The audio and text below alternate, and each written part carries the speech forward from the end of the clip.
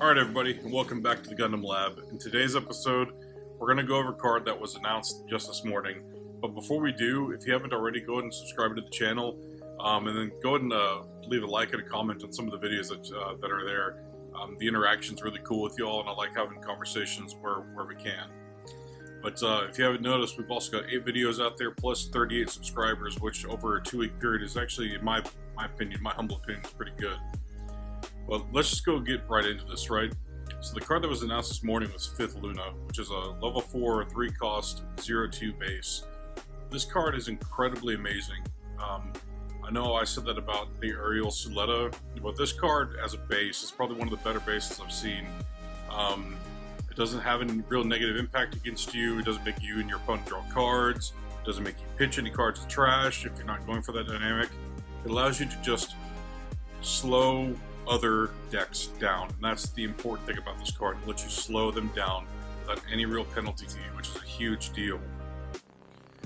And so let's say your enemy or your opponent is running an aggro deck and they're running the Zaku 2s in that 2-2, 1-2 configuration, which we know they do, or the Execute Repair in the 2-1, 1-2, 2-2 configuration with the Zaku 2s. This card's going to come in handy because it's going to be able to take that hit, right? It's going to take that initial hit and it's going to go away, and that's fine, you want it to, but it's going to populate with an 05 Axis Neo Zeon 05 base token, which is a big deal. And from what we can tell and what we know so far is that that base token is going to make you put another card from your shield into your hand. It's not going to have that impact for you, so it's not a negative, which allows you to keep your shields around for one more turn. So that means those aggro decks with those pump Zakus have to swing at it twice again in order to get rid of that card. That's 3 attacks into effectively 1 shield, technically 2, but 1 shield stack in order to get rid of it. That's basically an 07 base. That's Wilgrim without the needing to pump it every time you use an ability. I always find that card weird. I've seen people try to play it. I'm not a fan of that base. You might be, whatever. But this base is actually really, really good. And I think it's going to be a staple in GDO6. I think it might even be a staple in GDO7. Hell, we're seeing Argama, a base that, you know, let's be honest, not a lot of people ran in GDO2, making its way in these $70 configurations for the alt art and $13 base arts for Argama. That card is explicitly working against New Gundam.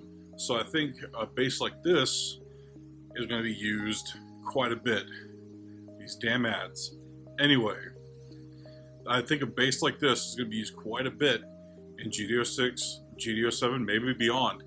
Maybe we get better bases. Gotta hope so. I've been aiming for having a base that's got actual AP to it, which would be really cool.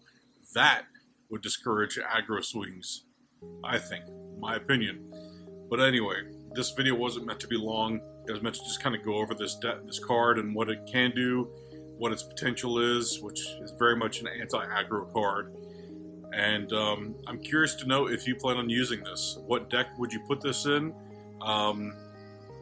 And have you already built a deck around it? But anyway, that's the end of this video. I hope y'all enjoyed it. If you did, leave a like and comment. And then again, you know, like I said, subscribe to the channel. It'd be really cool to communicate with y'all. The NTCs are almost over. I've got one more this weekend. Hope I do well. I got a Benager last time, which is awesome. But I hope when y'all compete, y'all have a lot of fun.